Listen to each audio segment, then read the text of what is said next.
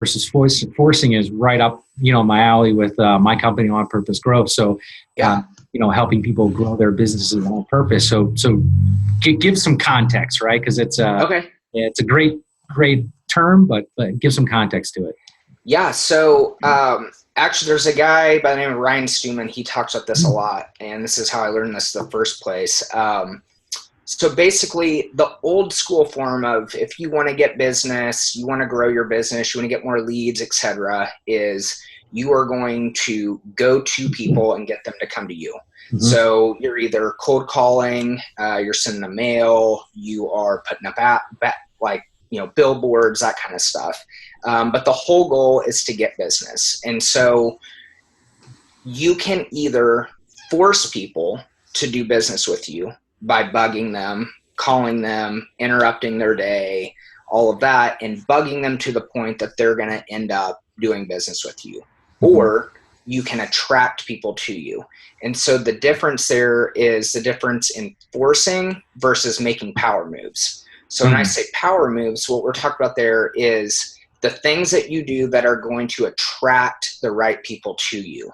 So if you want to attract someone to you, whether it's dating or it's business or in any realm, you have to first put yourself out there. Mm-hmm. People have to know who you are to be attracted to you in the first place.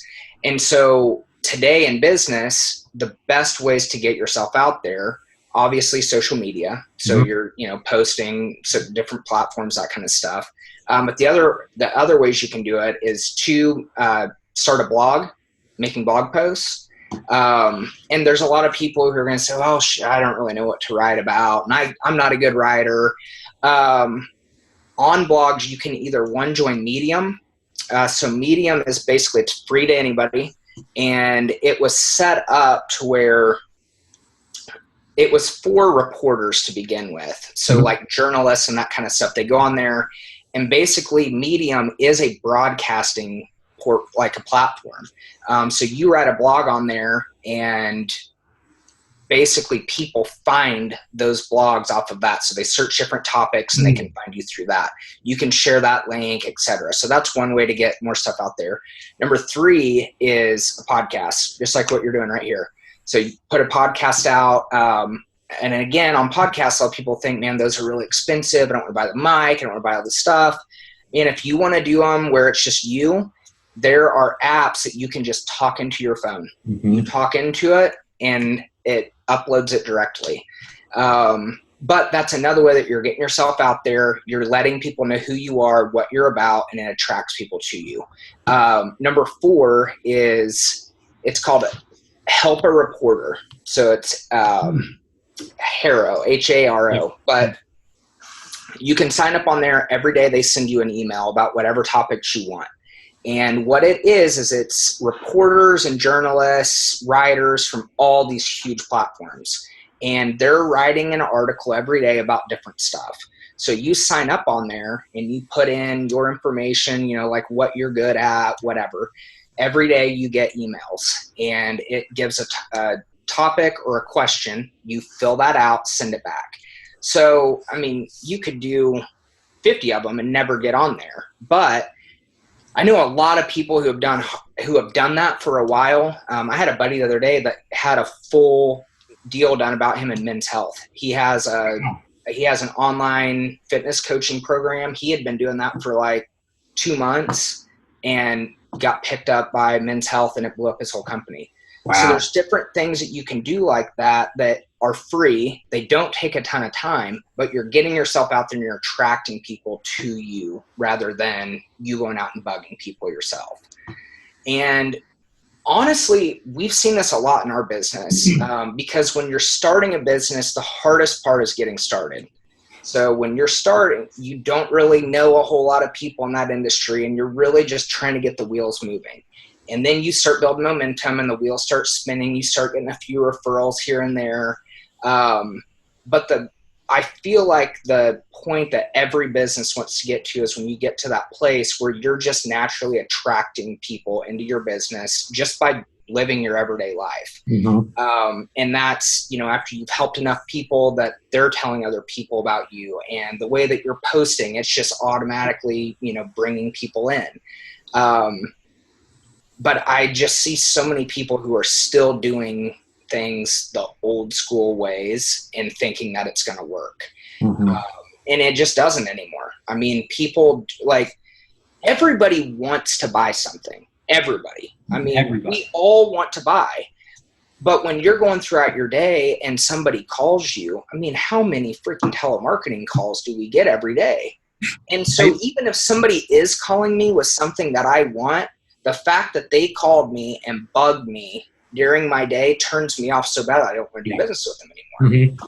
And that worked for a long time. And there's still a lot of people that are trying that and doing it, but there's a better way to do it, to just get people to come to you. And it makes it for you actually kind of enjoy your day rather than just, I mean, it's a grind. I've made the calls. I've done that stuff. And you get to the point where you're just dreading going to work every day, as opposed to attracting people to you by just what you're putting out there. And how have you guys apply this in table investments, or even in your prior businesses?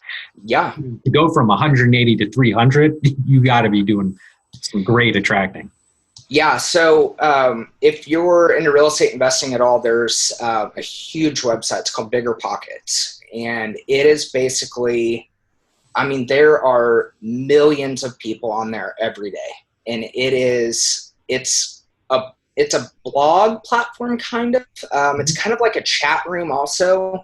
You cannot market yourself. So you can't go in there and post like, hey, this is what I do for a living, or, come buy houses with me or whatever.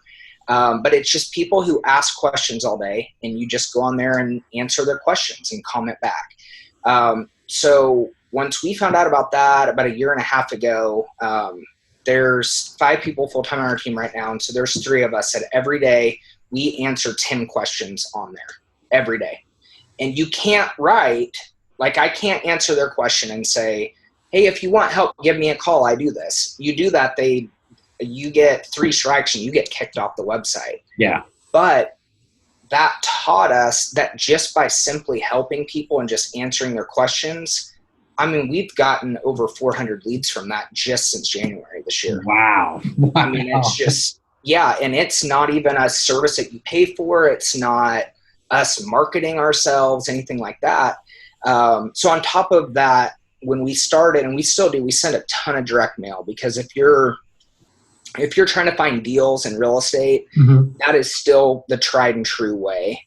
Just because a lot of the people that own houses or the deals that you're trying to get, they just inherited them or something like that. So there's not a real way online yet to get to a lot of those people. So we do still send a lot of direct mail, but when we were starting, we were sending a lot more. And as it's progressed, what's ended up happening is we've made relationships with people that own a lot of properties who have then told their friends about other people. Mm-hmm. And what we've done is we've tried to reach out to that whole community and basically give them more ideas of how they can increase the rate of return on the properties they already have. So we're trying to add value to them up front without saying, hey, if you want to sell it, come to us. We're just simply giving them ideas of like, hey, if your tenant wants to move out and gives their notice, try offering them $25 a month less, like a reduced rent, and see if they'll stay. And a lot of times they actually do. But that's just one example of like little things that we try to put out there, just to try to help people that end up attracting people to us. And then number 3 is our personal social medias. Between my business partner and I, and we have, company pages for Facebook and Instagram, and we've got, a decent following on them, but our personal social media pages get so much more engagement. And we don't ever even post about business on there. I mean, it's all just people buy from people they trust. Exactly. And so everything you do has to be based around building trust, building others' trust in you. Mm-hmm. And the best way to do that is just being real. Mm-hmm. Share your life. Share your thoughts. Share what you're going through and the things that you've overcome and stuff like that. I've gotten a lot of business just in the last 6 months or so from just doing Facebook Live videos about random things, just things that are going on in my life.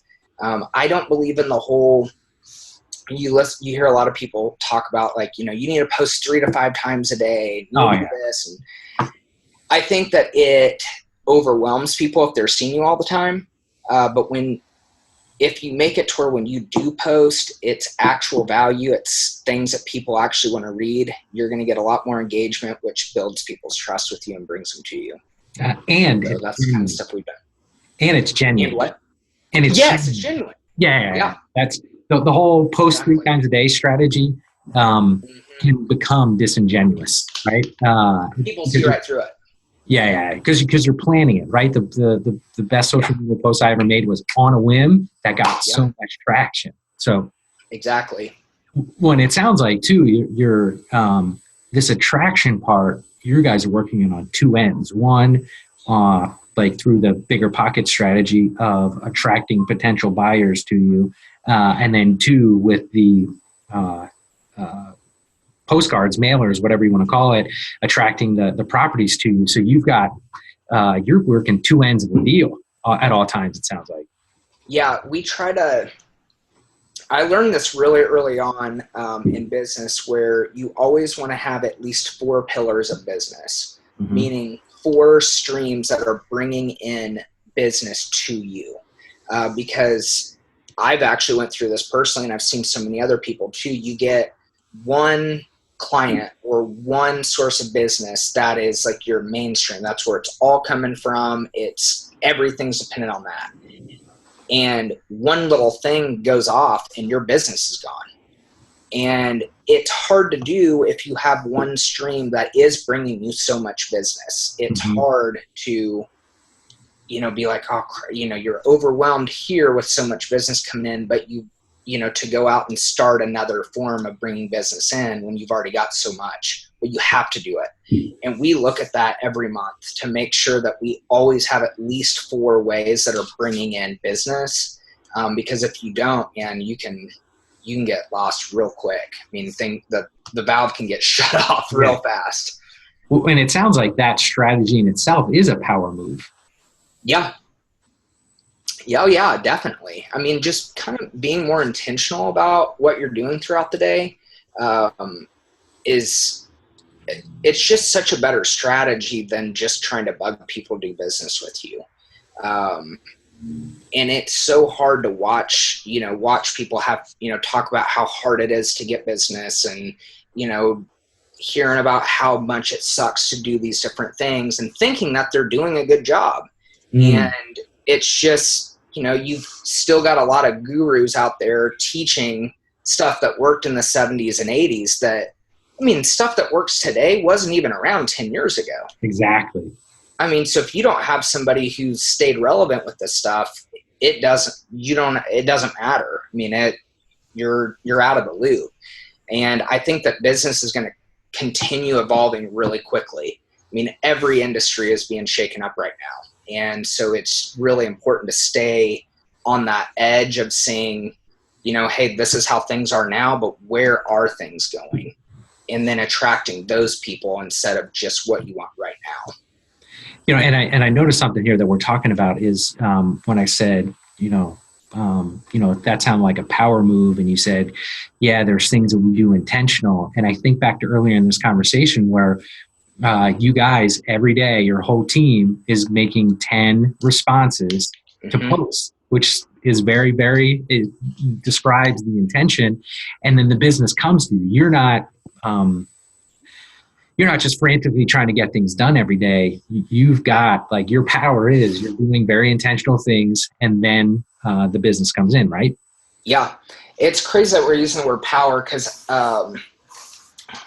Andy Frisella, he has biggest podcast business one there is. But he talks with this. This is my list that I do every day. So I have a tracker that has, those are my tasks that I've got to do every day. And on this sheet, this is for the week. And so it tells me how many of each task I need to do each week.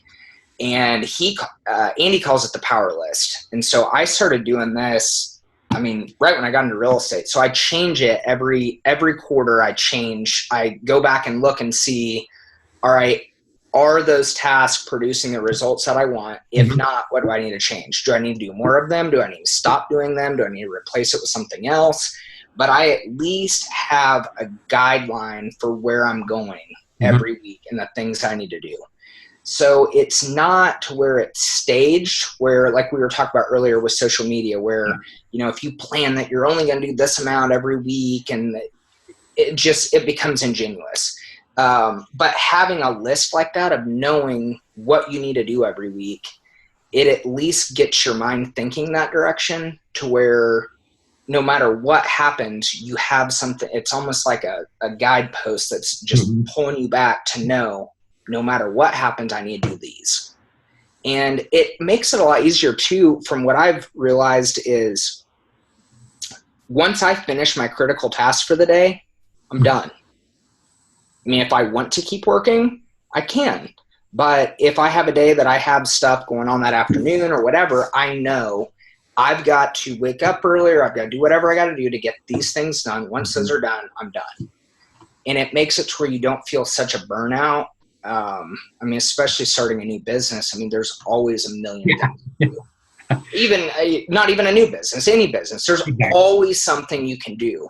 And I was really bad about that. And I've gone through burnout 2 or 3 times where, I mean, I literally would end up in the hospital because I wouldn't take days off and I would just be so stressed. And once I started like really following this and realizing that like I can let myself off the hook if I do these things, it makes it a lot easier throughout your day to know, yes, I did the right things, or no, I didn't.